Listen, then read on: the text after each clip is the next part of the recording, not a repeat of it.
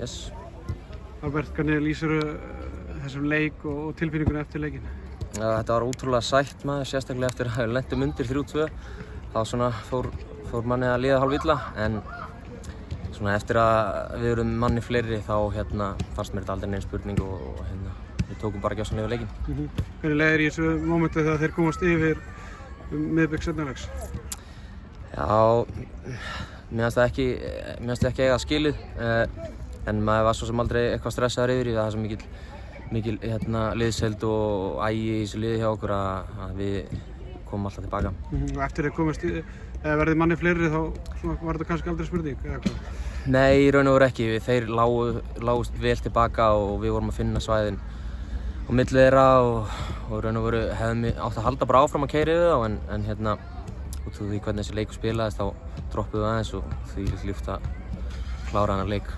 Mikil orka sér fyrir þennan leik? Já, klárlega, og það er stutt á milli leikja núna. Það er eins gott bara að menn ná sér í stand og Kórdrengir eru náttúrulega bara með hörku lið og þeir tapa ekkert mörgum leikjum og þess vegna er þetta bara mjög sterkt hjá okkur. Var þetta einn erfiðasti leikur sumarsins hjá ykkur, eða? Já, klárlega. Við höfum verið taka lið sannfærandi, svo hefur líka verið að taka bara hörku seglu sigra 1-0 og dag var þetta svolítið skrítin leikur, ekki vanur að fá okkur mörg og þannig að þetta er bara ennþá sætara fyrir vikið. Þrenna frá þér, það gerst ekki á hverjum degi? Nei, þetta var bara vel staðsettur raun og veru í teignum. Þetta voru engin einhver glæsileg mörk, en bara glæsilegt spil fannst mér í aðdragandanum og var bara réttum að réttum staður. Fyrstu 2 mörkin eiginlega bara copy-paste? Já, bara vinstri og svo hægri? Já, breykuðum bara á og skiluðum okkur inn í teginn og bara þvílíkt flott mörk, sko.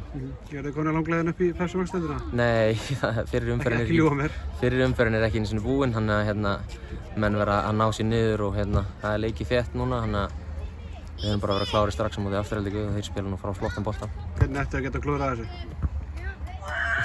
Það er bara margt sem getur gerst og við þurfum bara að halda svona áfram. Ég meina, það er langt frá því að vera komið, við erum bara rétt tæplega hálfnað.